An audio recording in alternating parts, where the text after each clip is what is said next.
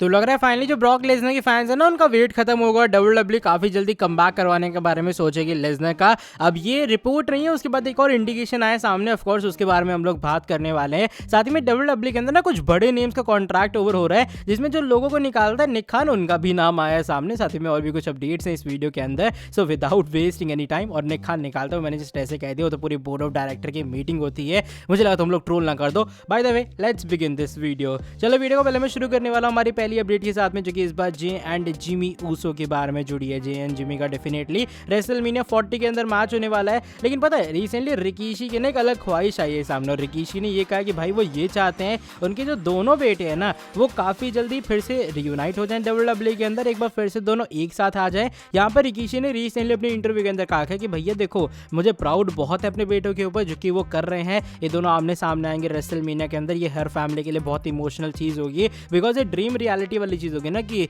Rikishi ने एक सपना देखा था उनके दोनों बेटे उस लेवल तक जाएंगे और वो रेसलमेनिया में compete करेंगे, वो भी सिंगल्स मैचेस के अंदर। तो डेफिनेटली पूरी दुनिया की ट्रीट की तरह होगी। लेकिन एक जो चीज़ वो करना चाहेंगे या फिर प्रे करना चाहेंगे रिकीशी, वो ये कि वो चाहते हैं उनके बेटे एक बार फिर से दोनों एक साथ वापस आ जाए। वो कहते हैं मैं देखना चाहता हूँ कि जब वो रेसलमेनिया 40 से वापस जाए, दोनों एक साथ जाएं, दोनों एक दूसरे का पकड़े, दोनों एक दूसरे का हाथ पकड़े, और कुछ इस तरीके से एक्चुअल में स्टोरी फिनिश हो। यानी कि फैमिली वाला वही चीज़ कि भाई पूरा फैमिली वाला सीन हो रहा है कि कोडी रोड्स कह रहे हैं यार, सॉरी, जो हमारे क्या नाम है जे ऊसो है, वो जिमी ऊसो का हाथ पकड़ के ले जा रहे हैं मैच खत्म होने के बाद। तो इमोशनल एंडिंग हल्की जो होती है ना सिनेमैटिक वाली, वैसी कुछ चाह रहे हैं हमारे रिकीशी। देखो क्या होता है कि तुम्हारे हिसाब से रिकीशी ने जो कहा है वैसा ही होना चाहिए। क्या जिमी जे को रियूनाइट होना चाहिए रेसलमेनिया के बाद? तुम्हारा क्या ओपिनियन है बताना कमेंट सेक्शन में। अच्छा, इसकी बात वाली जो स्टोरी है ना वो रेसलमेनिया के अंदर एक और मैच कार्ड के बारे में जुड़ी है, जो कि ऑलमोस्ट कंफर्म ही नजर आ रहा है। और ऑफ कोर्स ये भी लास्ट ईयर का रीमैच है। मैं बात कर रहा हूँ Dominik Mysterio versus Rey Mysterio के मैच के बारे में।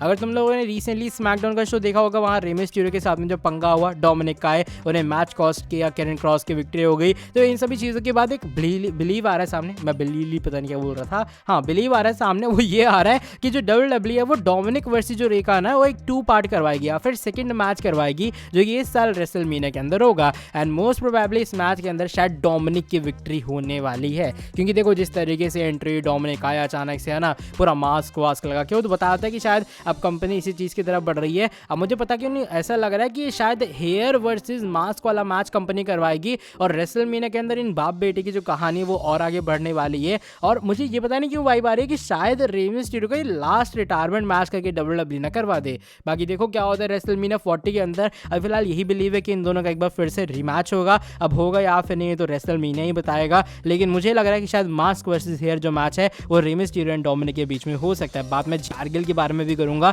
बिकॉज हमने देखा फाइनली स्मैकडाउन के अंदर उन्होंने कॉन्ट्रैक्ट सब साइन कर लिया, और इवन ये बात भी कंफर्म है कि अगले हफ्ते स्मैकडाउन में वो अपीयर होते हुए नजर आएंगी। बाय द वे एक बहुत अच्छी न्यूज़ आई सामने, वो ये कि जो आने वाला स्मैकडाउन का शो होगा जहां जेड अपीयरेंस देने वाली है, शायद इस शो के ऊपर जेड का रेसलमेनिया मैच भी कंफर्म होगा, बिकॉज रेसलमेनिया को ज्यादा टाइम नहीं बचा, राइट। अब मुझे मुश्किल से लग रहा है 1-2 स्मैकडाउन के शो सिर्फ बचे हुए हैं, उसके बाद डायरेक्ट रेसलमेनिया होगा। तो डब्ल्यूडब्ल्यूई के चाह रहे कि वो जेड को ऑफिशियली ऑफ कोर्स अनाउंस करेगी इस वाले शो के लिए, और शायद अगले हफ्ते स्मैकडाउन के शो के अंदर जो फैंस हैं उन्हें इस वाले अनाउंसमेंट का ट्रीट मिल सकता है, क्योंकि जेड के फैंस ऑलरेडी बहुत रेयर उन्हें देख पाते हैं, और मुझे लग नहीं रहा कि जो जेड है वो डब्ल्यूडब्ल्यूई का रेसलमेनिया शो मिस करेंगे। तो मोस्ट प्रोबेबली आने वाला स्मैकडाउन का शो तुम लोगों का वेट खत्म करेगा जब जेड का जो मैच है वो ऑफिशियली वे में हो जाएगा अनाउंस। अब बढ़ते हैं आज की हमारी एक और बड़ी स्टोरी की तरफ। ये कुछ बड़े सुपरस्टार्स के एंड इवन निक खान के कॉन्ट्रैक्ट ओवर होने के बारे में जुड़ी है। अगर सुन के सरप्राइज लग रहा होगा, लेकिन ऑफ कोर्स निक खान भी कॉन्ट्रैक्ट के अंदर ही है। रिसेंटली की रिपोर्ट आई है सामने जो कि ये बात क्लेम करते हैं कि फाइटफुल सिलेक्ट ने कुछ नेम दिए हैं जिनका जो कॉन्ट्रैक्ट है वो 2024 में खत्म होने वाला है। इसमें शामिल है Ricochet, Drew McIntyre, Seth Rollins, Becky Lynch, Kevin Owens, coffee Kingston, Jinder Mahal and निक खान। मुझे निक खान ऑफ कोर्स एक बहुत बड़ा नेम लगा, और इन सभी के कॉन्ट्रैक्ट 2024 में एक्सपायर होने वाले हैं। अब मैं ये नहीं कह रहा कि डब्ल्यूडब्ल्यूई ने रीसाइन नहीं करवाएगी, मोस्ट प्रोबेबली जहां तक मुझे लगता है Drew McIntyre will be the one जिनका जो कॉन्ट्रैक्ट है वो होने वाला रीसाइन। इसके बाद सेथ रॉलिंस ने भी रीसाइन कर ही लिया होगा। बाकी मुझे किसी का ऐसा शक नहीं है कि जिंदर महल और रिकोशे थोड़ा लग रहा है, लेकिन ट्रिपल एच मुझे लगता नहीं उन्हें भी जाने देंगे। और जिस तरीके से निक खान ने फायदा करवाया, मैं तो कह रहा हूँ उनका 10 साल का कॉन्ट्रैक्ट हो जाएगा एक साथ में। तो ये कुछ भी फिलहाल बात है कि भाई उनका कॉन्ट्रैक्ट एक्सपायर हो रहा है अभी फिलहाल। अब डब्ल्यूडब्ल्यूई कब चीज़ें अनाउंस करेगी, कब क्या होगा, वो तो आने वाली बात है कि इनका रीसाइन हुआ है, इनका कॉन्ट्रैक्ट एक्सटेंशन हुआ है, लेकिन इनके कॉन्ट्रैक्ट एक्सपायर हुए हैं, जो कि मुझे लगा तुम लोगों को बताना चाहिए। लेकिन अब चलो चलो बढ़ते हैं आज की हमारी नेक्स्ट 10 फाइनल स्टोरी की तरफ। इस बार ये ब्रॉक लेसनर के बारे में जुड़ी है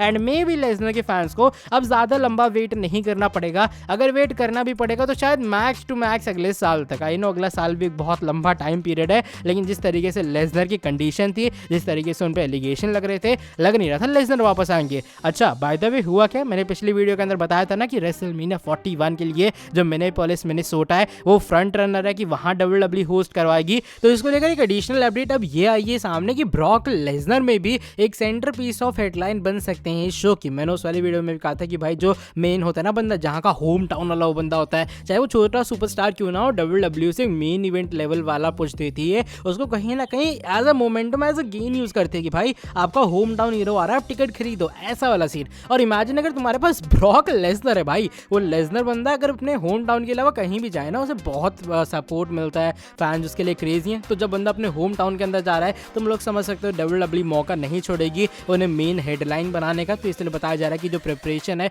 वो हो सकता है बहुत ज़्यादा जल्दी स्टार्ट हो जाए। मेरे कहने का मतलब ये नहीं कि लेसनर 1-2 महीने बाद भी वापस आ जाएंगे, मे भी हो सकता है समर स्लैम के अंदर लेसनर अपीयर हो जाए, फिर धीरे धीरे करके, क्योंकि WWE को चीज़ नॉर्मलाइज भी तो करनी है कि लेसनर के ऊपर एलिगेशन लगे थे तब तक फैंस भूल जाए। तो वो वाली चीज़ के लिए भी WWE को पहले बुलाना पड़ेगा। इवन तुम लोग को अगर एक्टिव रहते हो चैनल के ऊपर तो पिछली वाली मैंने एक बहुत पहले वीडियो में बताया था कि प्रिपरेशन WWE कर रही है, वो ट्राई कर रही है किस तरीके से लेसनर को वापस लाया जाए। तो मैं बस यही कह सकता हूं कि रेसलमेनिया 41 का मिनेसोटा मिनेपोलिस के अंदर एक फ्रंट रनर बनना ब्रॉक के फैंस के लिए लिटरली बहुत अच्छी न्यूज़ है। एंड फाइनली लेसनर शायद तुम्हें काफ़ी जल्दी कमबैक भी करते हुए नजर आएंगे। चलो ठीक है, अब मैं इस वाली वीडियो को यहीं पर एंड कर रहा हूँ। लेसनर के फैंस को थोड़ी खुश होने वाली चीज़ डेफिनेटली है और मुझे लग रहा है मैक्स टू मैक्स शायद समर स्लैम तक हमें वेट करना पड़ेगा। और अगर जो विंस का ट्रायल है ना, इसमें से लेसनर का नाम ज़्यादा घसीटा नहीं जाता है या फिर लेसनर का एलिगेशन प्रूव नहीं हो पाता है तो WWE ने तुरंत ही बुला लेगी। चलो by the way that is it for today video. अगर तुम्हें ये वाली वीडियो पसंद आई है, इस वाली वीडियो को तुम लोग ऑफ कोर्स पुरानी बार की तरह नीचे वीडियो को लाइक कर सकते हो।